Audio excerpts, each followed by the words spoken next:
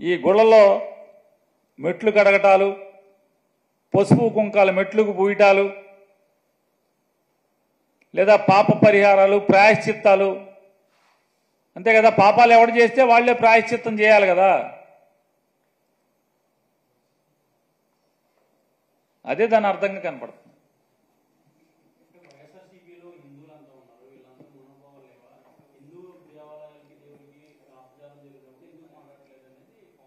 ఎవరంటున్నారు sir? Pawan Kalyan గారా? పవన్ కళ్యాణ్ గారు హిందూ అని చెప్తున్నారా?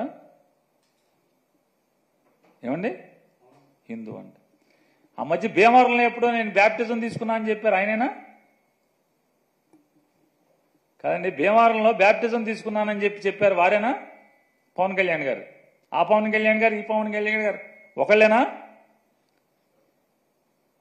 ఆ మధ్య ఎప్పుడో ఒక ముస్లిమ్స్ ఇంట్లో టోపీ పెట్టుకుని హలాల్ చేశారా మాంసాన్ని, హలాల్ చేయకపోతే మనం తినకూడదని చెప్పని సోఫా మీద కూర్చోకూడదు, రంజాన్ మాసంలో కింద కూర్చోవాలి, మంది ఇది పెద్ద మాంసమేనా అని చెప్పి గబగబా అడిగి తిన్నారు, ఆయనేనా? పెద్ద మొక్కలు అని చెప్పి అడిగి తిన్నారు, ఆయనేనా? ఆయనేనా ఈ పవన్ కళ్యాణ్ గారు? జనం మర్చిపోరు ఏది కూడా. పవన్ కళ్యాణ్ గారు మీరు బ్యాప్టిజం తీసుకున్నానని చెప్పి మీరు చెప్పింది ఎవరు మర్చిపోరు. నాకు మతం లేదు, కులం లేదని చెప్పినా మీరు ఎవరు మర్చిపోరు. మీరు రష్యా చర్చిలో యేసు ప్రభువు యొక్క మందిరంలో మోకాళ్ల మీద మోకాళ్ళ దండేసింది కూడా ఎవరు మర్చిపోరు. మీ పిల్లలకి క్రైస్తవ పేర్లు పెట్టుకున్నా కూడా ఎవరు మర్చిపోరు. తప్పు లేదు, తప్పు అని నేను అంటలా. అంటే మీరు వాళ్ళ కొత్తగా శ్రీ వైష్ణవ మతం ఎవరన్నా కొత్తగా పుచ్చుకుంటే ఒంట్లో ఎన్ని భాగాలు ఉంటే అన్ని భాగాలకి నామాలు పెట్టుకున్నా అంటే ఎవడో ఈయనలాంటి ఎవడో అట్లా కొత్తగా ఈయన హిందూ మతం తీసుకుని ఉంటాడు. మేమందరం పాత రోజుల నుంచి పుట్టిన కాడి నుంచి హిందువులే. మేమందరం ఈ రోజుకి కూర్చొని చూడండి ఏం మాట్లాడుతున్నారో వాళ్ళు. ఆయన వాళ్ళ లాయర్ అంట, ఆయన ఎవరు ఏజీపీ అంట, పొన్నవోలు సుధాకర్ రెడ్డి గారు తిరుమల లడ్డుపై ఢిల్లీలో చేసిన కామెంట్ నా దృష్టికి తీసుకొచ్చారు. ఇలాంటి సెన్సిటివ్ సమయాల్లో ఎయిదర్ మౌనం మంచిది, మౌనం దాటి పొగరుగా మాట్లాడటం, నన్ను పచ్చి బూతులు తిట్టినా, నన్ను వక్రీకరించినా, నన్ను రోడ్డు మీదకి లాగిన నేను ఎప్పుడు మౌనంగానే ఉన్నా. కానీ వైసీపీని నాయకులు విమర్శించే నాయకులు ప్రత్యేకంగా చెప్తున్నాం, సనాతన ధర్మాన్ని జోలికి రాకండి. తప్పు జరిగితే తప్పు జరిగిందని ఒప్పుకోండి, లేదా మాకు సంబంధం లేదని చెప్పండి. అంతేగాని మళ్ళీ అడ్డగోలుగా మాట్లాడితే ఎవ్వరం క్షమించం. ఇక్కడ మీరు కూడా హిందువులే, పొన్నవోలు సుధాకర్ రెడ్డి గారు మీరు హిందువులే. నోటికొచ్చినట్టు మాట్లాడకండి. తమాషాలుగా ఉందా మీకు?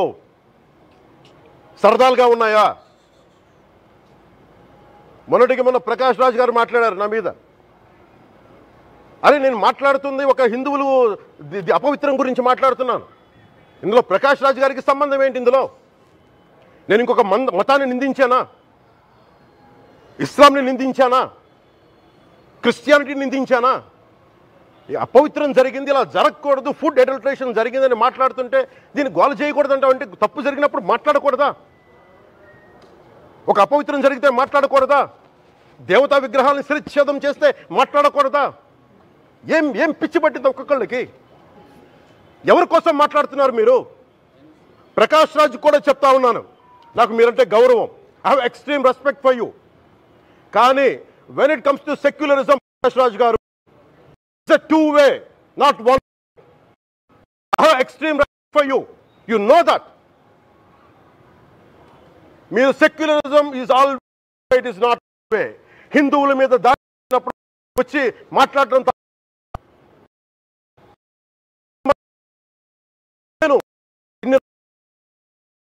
మంది కౌలు రైతులకు ఇచ్చాను, ఎంతమంది ముస్లిం ఇస్లాం రైతాంగానికి ఇచ్చాను నేను. ఇదే ఎన్ని మద్రాసాలకి డబ్బులు ఇచ్చాను నేను, 25 లక్షలు 30 లక్షలు ఇచ్చాను, ఇచ్చినవాడిని నేను. నాకు అన్యమతం ఇస్లాం మీద గౌరవం ఉన్నవాడిని, క్రిస్టియానిటీ మీద గౌరవం ఉన్నవాడిని, చిన్నప్పటి నుంచి కూర్చొని మిషనరీ స్కూల్లో చదువుకున్నవాడిని. నా టీచర్ చెప్పిన సూక్తి, తను తగ్గించుకున్నవాడు హెచ్చింపబడని చెప్పి బైబుల్ సూక్తిని ప్రతిసారి కోట్ చేస్తూనే ఉంటాను. ఇది నా గౌరవం, ఇది నేను చూపించే గౌరవం. మీరు మాట్లాడితే కూర్చొని నేను పాటించే ధర్మానికి అపవిత్రం జరిగినప్పుడు నేను మాట్లాడకూడదు, మౌనంగా ఉండాలి.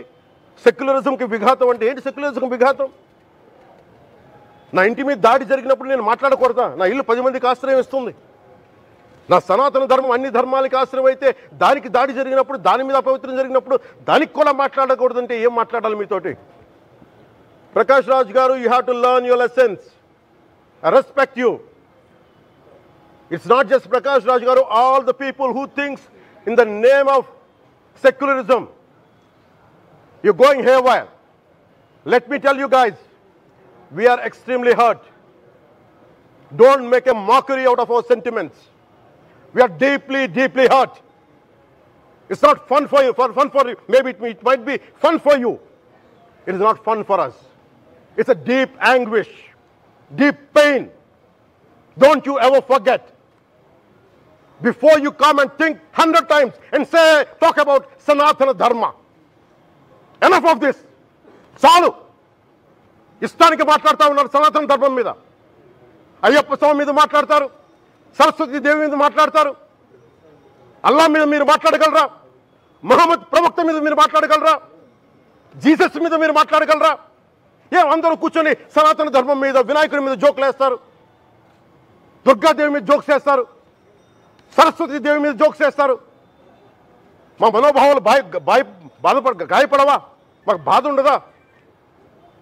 అందుకే నేను ప్రతిపాదించింది ఏంటంటే ప్రతి దానికి రావలేకపోతున్నాం. సనాతన ధర్మ రక్షణ board is order of the day. ప్రతిసారి కూర్చోబెట్టి మేము డిఫెండ్ చేసుకోలేం. ఇది ప్రతి సగటు హిందువు తాలూకు ధర్మం. ఇదే ఇస్లాం మీద దాడి జరిగితే ఎంతమంది బయటకు వస్తారు? ఎంతమంది నిరసన తెలియజేస్తారు? రోడ్ల మీదకి రమ్మని చెప్పట్లా.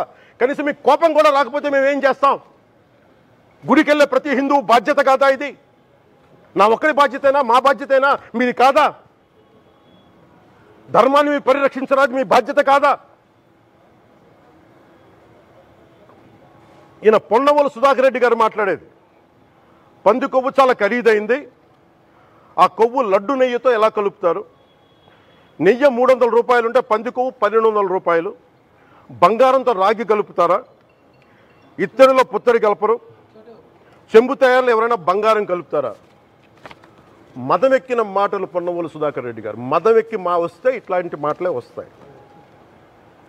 మీరు నా మీద కోర్టులో కేసులు వేసుకుంటారో ఏమి చేసుకుంటారో చెప్తా. మీరు ఏజీపీలు కదా, మీ దగ్గర వేల కోట్ల డబ్బులు ఉన్నాయి కదా, వేసుకోండి కోర్టులో, చెప్పండి.